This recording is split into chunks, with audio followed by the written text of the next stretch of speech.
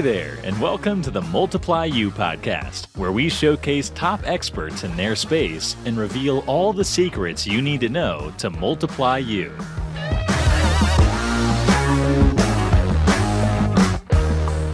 Hey, good morning, everybody. Austin Clark here, host of the Multiply You podcast. Really happy to be at this again today. I've got a really incredible guest who's got just tons of experience, obviously not only in the home service space, but the pest control space, just the neighbor to the west of me in California. So he's not only dealing with all the wonderful regulations that California's got out there, but some beautiful, beautiful weather too. So it kind of counterbalances itself out. I guess we'll hear from the man if it balances itself out. But I'll introduce Joshua here in just a moment. This episode, like they all are, it's brought to you by my company, Moxie Pest Control. We're operating at 35 locations right now, and we're growing, and we've had a tremendous amount of fun doing that. We've learned a lot of things while we've been doing that. And a key piece the last 4 or 5 years of how we've been doing that, on top of all the things that everyone does already, the mailers and the PPC and local service ads and Google My Business, is we kind of find people that are in the industry already. Normally, we want them above the $500,000 mark, that are looking to divest, that are looking to sell their company and go on and golf a little bit more and spray for ants and termites and those things a little bit less. So if that's you, you can contact me directly by calling or texting me on my cell. It's 480-254-9730, or you can email me directly at aclark@moxiepestcontrol.com. Really excited to have Joshua Foster on today. He is the executive director over at Zap Services, Zap Pest and Termite Control. He's kind of a big deal over there in their locations and has his hand in a lot of different things. And so I'm really excited to be able to hear a little bit of his backstory and to kind of have him unpeel the layers of this onion of what we've gotten ourselves into since the pandemic and just what things are looking like. So Joshua, welcome to the show. Really glad to have you on. How are you doing today? I'm doing good. There's a little bit of sun peeking through the dark clouds, man. Good time to have a quick conversation, enjoy ourselves. I appreciate your time. Yeah, no, appreciate yours too. So Joshua, give us a little bit of a backstory. I mean, how long have you been at Zap? What you're the executive director there. What does a day in the life look like? What were you doing before this? Give us a little bit about you. Before this, I came from water treatment. So I worked for the city of Sacramento for about 12 years. And it translates real well because in water treatment, you're dealing with mixing, loading, application rates, things like that. The licensing structure is very much the same.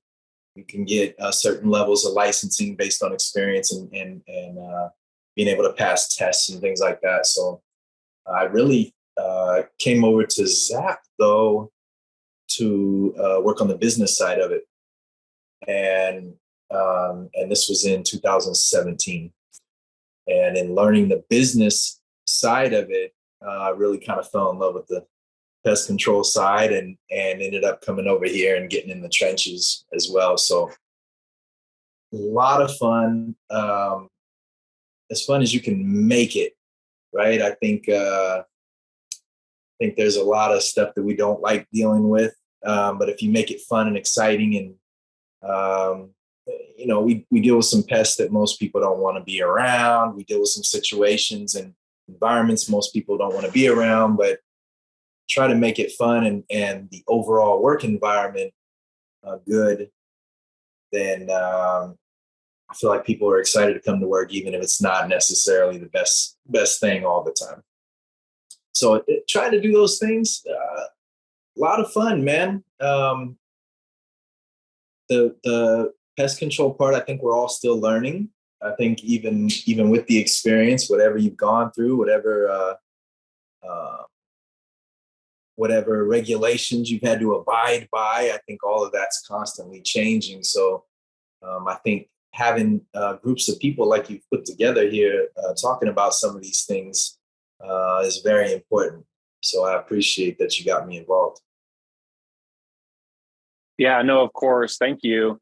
What are when I tell people I'm in pest control and have been in pest control for, it's crazy to say, but like almost 20 years now.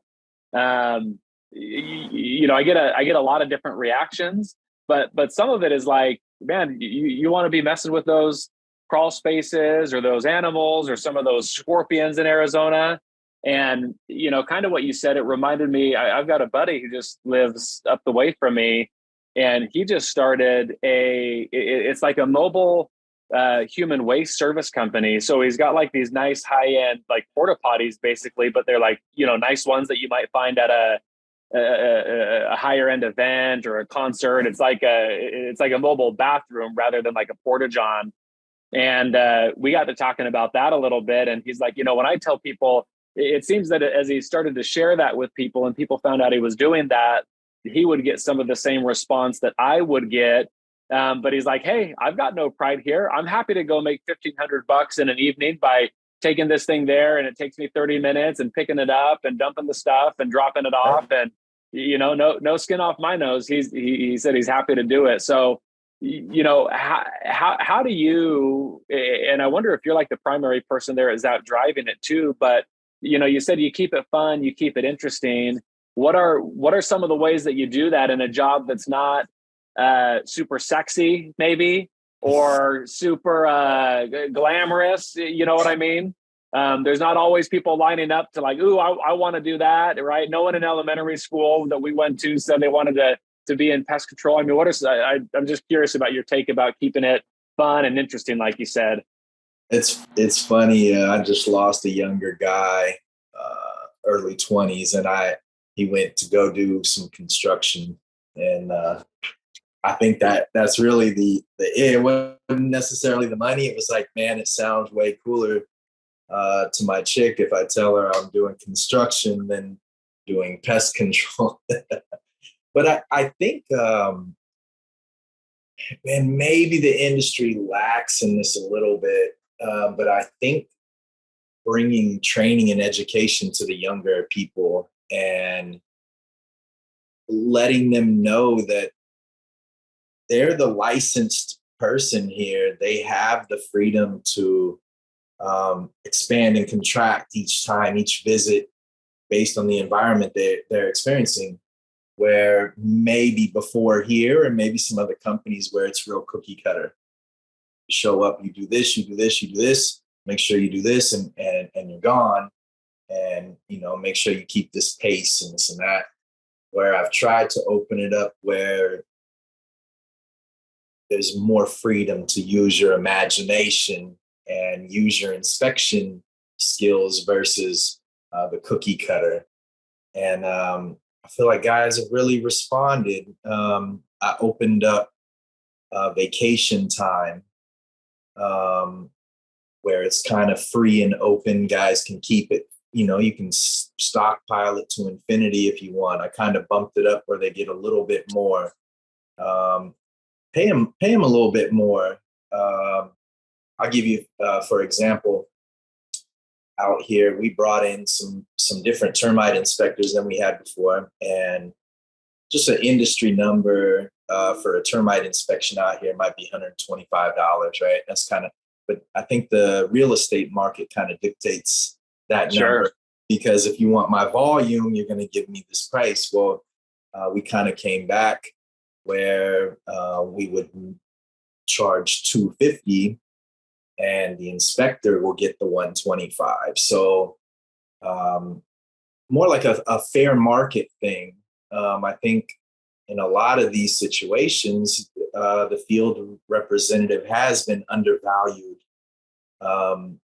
Just trying to get them more money and more tools to be a different kind of field representative instead of maybe what we would just call a tech or whatever. More of an actual different kind of job. And I think the creativity and some of those things have opened up the guys to really enjoy it versus, like I said, the cookie cutter, man, you go and spray, you do this, and you keep moving. That redundancy can drown you a little bit. So, and interacting with them too. commenting on their reports, things like that. Maybe not always in a serious, structured way, just trying to. And I think it takes a lot of tension, still have very, very good structure, but within the structure, take away some of the cookie cutter stuff. It's been real successful.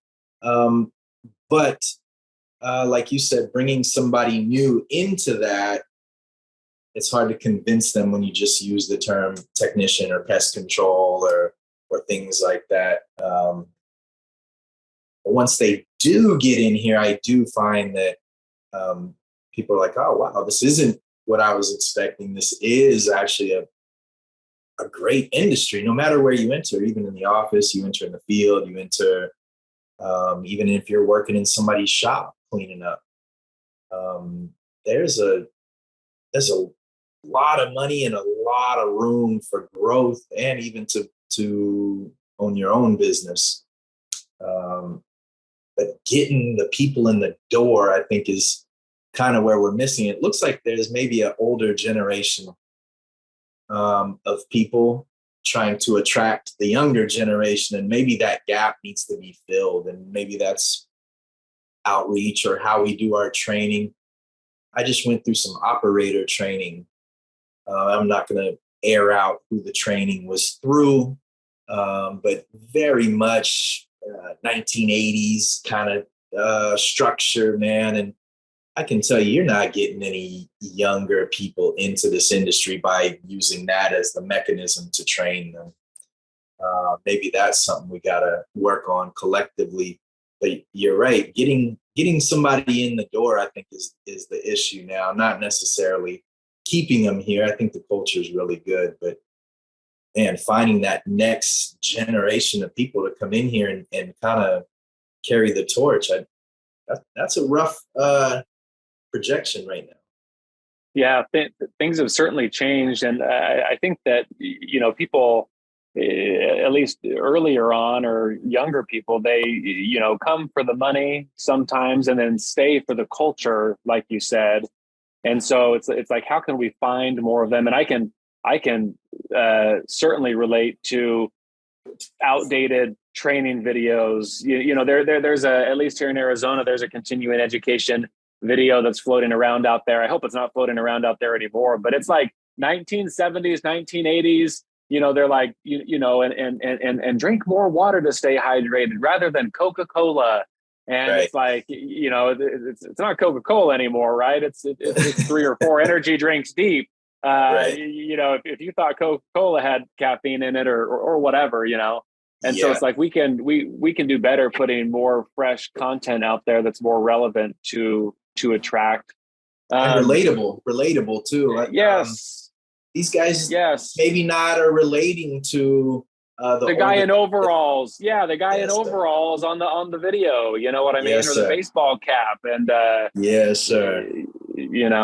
So your time in the industry, you've been in pest about 6 years or so. And I think this kind of takes us right into you helping us make a little bit of sense of the last 3 years, because, you from 2017 to 2020, things were booming, operating like normal, whatever that means. And then 2020 happened, and here we are in the beginning of 2023. So you kind of had half your career at Zap where things were sort of normal, and half of it where it's just been super funky. And so what are some of the things that you noticed, Joshua, that changed? How are things different now than they were before the pandemic? And share some of your thoughts as it relates to those, topics. And you know what? I have a good one for you. This is theory, but it probably plays out. One thing the pandemic created was it really amplified the gig market. For example, Uber, DoorDash, these things, right? And if you look, if somebody in the labor force, you give them 2 options. You can enter pest control, right? You can be trained to identify and control pests, or you can hop in your car and you can drop off some food, drop off some customers. I mean, hell, you can drop off some marijuana. You can drop off all these things and get paid and tips and all this. And you can do it whenever you want. You can not do it whenever you want, and you can get paid instantly. And with more and more of that happening, Amazon too, obviously, you've eliminated a really large portion of the labor force that might look to pest control because it's availability. Now, it's not just our industry, but I think industries as a whole are facing that. And now what they've also done is, in a certain amount of time, let's call it relative, 160 hours a month. If you're doing this gig work or you're working in pest control, they're setting the market for what you have to pay as well. Because if you're not paying more than what they can make doing that, you're not going to change their mind about doing that. And that's all industry. So really what they've done is, with the gig work, they've set the minimum wage. It doesn't take skill really to do it. You just have to do what your app tells you and drive safely and follow the laws. But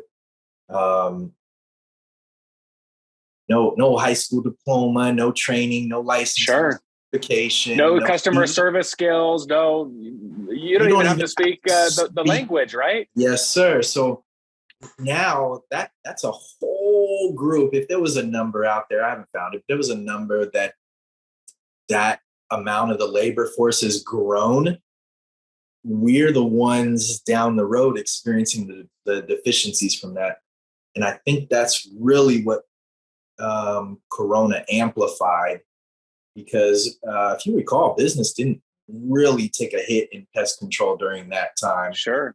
Except for maybe some of the commercial accounts that got shut down. But residential maybe even picked up some. People were home a little more, noticed a few more spiders and rodents and things that maybe they wouldn't have seen before. So business didn't, but I think the blowback or the ramification is the labor force has changed. The state can say minimum wage is this, but if I can go out and do these jobs that require really limited skill and I can make $20 an hour, that's what minimum wage is. It's not whatever the state says. So pest control has to ramp that up, but also you have to pay more for less skilled labor. And I really think that's the biggest blow from Corona. I noticed for maybe less output, you have to pay more money. And I think the gig market did that to us. But it's like you're saying too, it completely changed with real estate, right? Instantly, interest rates go from basically nothing now, 6, 7, 8%. There's calls for more raises on interest rates to curb the inflation. So if you were doing 100 inspections a month for refinances, and now there's no refinances, you just change the whole landscape overnight. And it trickles down because none of the labor that you found during that inspection is getting done either. Really, I hope, and I don't know if you're getting this, but I am getting an uptick in calls to the office with termite inspector resumes, because wherever they've landed maybe doesn't have the slowing down, doesn't have the volume anymore to keep up. And again, I feel like it's an underpaid market for what, like you were saying, guys in crawl spaces and this and that. You're making a 30-year commitment on a real estate transaction. You want the best guy in there doing this stuff for you. He should be compensated as the best guy, right? But that transfer as well with real estate, real big hit. So you find yourself trying to use other markets to compensate. You guys you guys experiencing that nationwide? Is it more heavy in California, you believe? Or? I think that we're feeling it less now than we did maybe a year ago. And so, and I had never thought, Joshua, like about it the way that you had, where some of the gig work is kind of setting the new minimum wage because, well, one, it is. And then two, it's just so easy, right? I mean, you're an independent contractor and you can do it when you want, how you want, as much as you want, as little as you want. You want to go on spring break, go on spring break. You want to stay on spring break for an extra day or two or three, you don't got to call Josh to call out and say, hey, I'm sticking around in Mexico for an extra few days. You just don't show up. You just don't schedule yourself. And so it's also the convenience of, there's no policy to learn. There's no onboarding. There's also some of the good things too. Like there's no health insurance. There's no culture. There's no mentorship. It's just kind of like this is it. So it certainly is gig work. But, now that like this is the situation that we're in, I think that the minimum wage the last couple of years has been bumped a few different times. I know we've certainly hiked wages significantly and a few different times to be able to attract people that want to take the calls, want to do the inspections and all of the rest of it.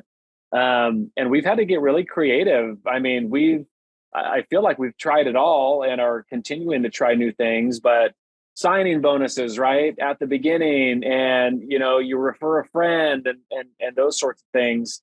The other issue that like the gig work has done that's been, I think, problematic is it makes having a job really easy to quit it. Like if you don't like it, I mean, you always know you can reinstall that Uber app and go pick someone up. I mean, literally, you and we could quit our jobs right now and we could give someone a ride this afternoon for $50, and make some money, or do the Uber Eats thing. And so that is, or both. That is, or both.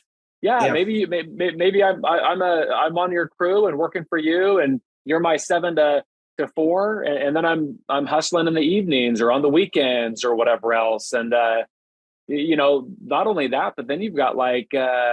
Like here in Phoenix, right? We just had like the Super Bowl. We just had the Waste Management Open, which is a humongous golf tournament. And so, there's people that look for events like that because you get paid a lot more to deliver food during that time or to be an Uber driver during that time.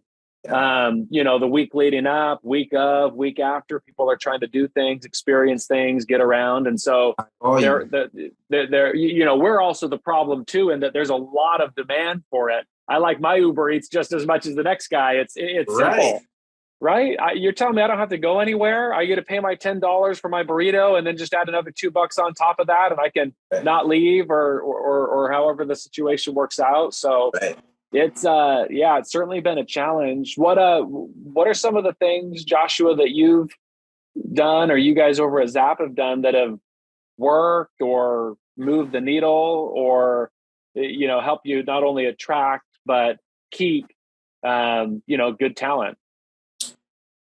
Man, one thing when you're interviewing, I try to take as much about the environment that this guy is bringing to me than more than me trying to impress upon him. So what you get out of that, even if it's not a good candidate, is what is the market bearing right now, maybe at other companies?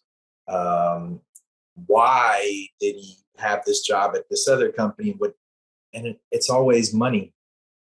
It's always money. It's always micromanaging. It's always these things. And what we've really done is just in real time eliminated a lot of that stuff. And what I've done really is anybody that comes in here, I want to make sure that whatever this field rep comes in and says that he's making, that our guys are making more, but also we're trying to hold our standard higher as well.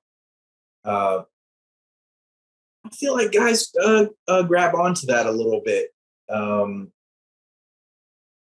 a sense of pride in what they're doing, versus kind of being micromanaged and cookie cutter seems to be the biggest complaint coming in the door from other places.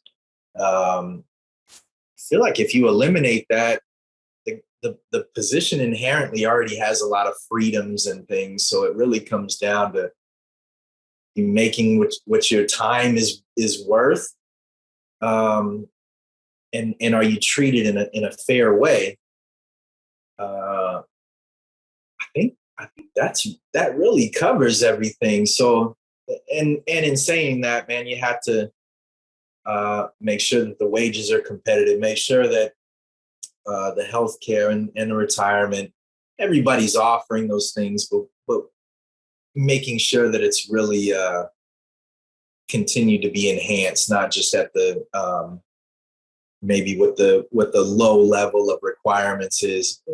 Offer them a lot of things, and just really keep it more like a competitive family environment versus I know I use this word a lot, but the cookie cutter thing.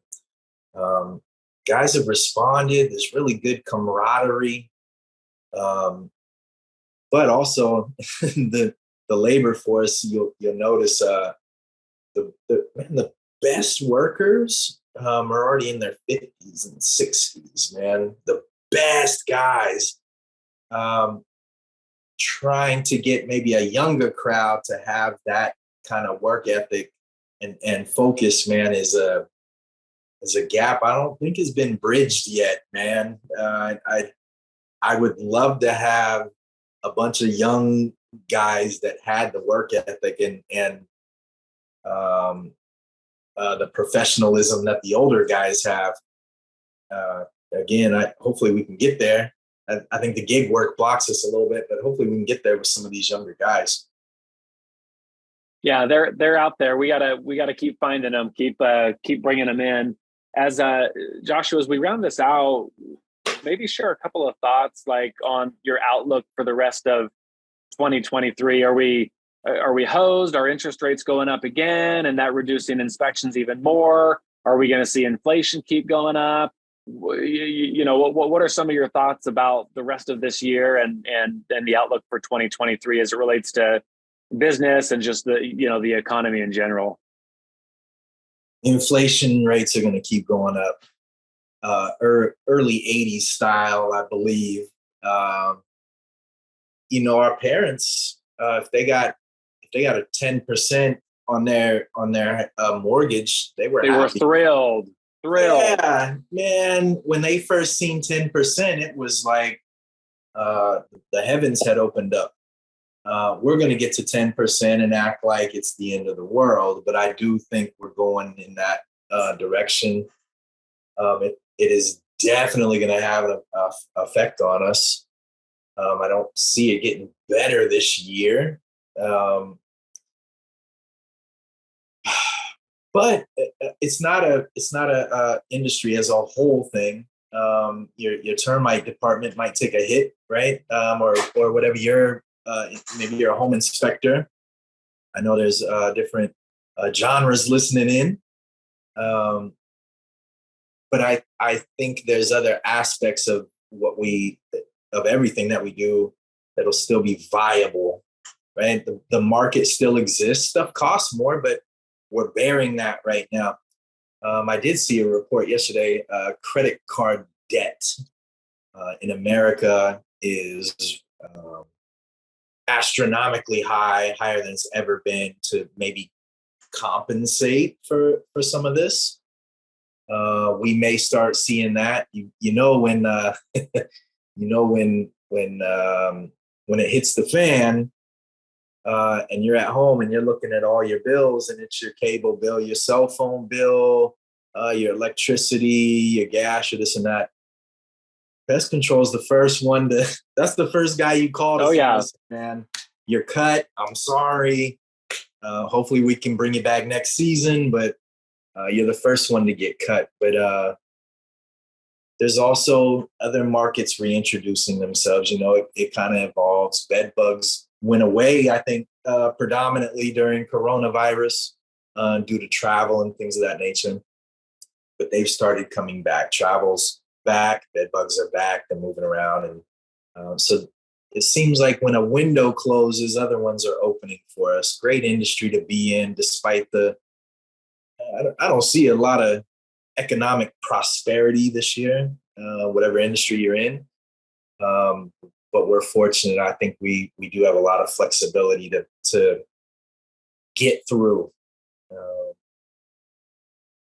Maybe not have the best year ever, but for us to get through this when we're going to see some unfortunate markets elsewhere, just a blessing. I would recommend just getting real solvent, clean up your debts, man. And when other people are scrambling this year, just kind of be prepared. Yeah, be ready to go.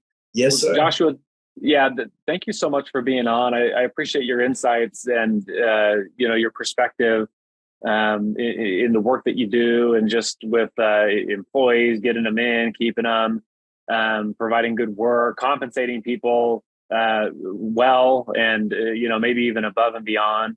But it's been a great conversation. How, as we close this, how do people continue the conversation with you? Or are you on LinkedIn? What's the best way to get a hold of you? For business purposes, I do like using the LinkedIn avenue. I think I may have provided my email as well if somebody wanted to follow up and just wanted to talk about ideas and theories and maybe even ways that us in the industry can work together to be successful. Even I part of this that I liked, man, is that you're running another pest control company. A lot of times, maybe locally, you don't see that camaraderie because we're all trying to eat off the same plate, so to speak. But we really all need to kind of team up a little bit. So if I did provide my email, that would be great. LinkedIn, I'm on there. But I'd love to continue the dialogue with you and with anybody else. I love it. Well, there you go, everybody. Joshua Foster over at Zap. Hit him up on LinkedIn. Really glad to have you on. Really glad to have everyone stop in and listen. And thank you for your time and your attention. These drop every week, and we'll do it again in a week. Until then, create a great day. Thank you for listening to the Multiply You podcast. You'll see us again soon when you subscribe for future episodes.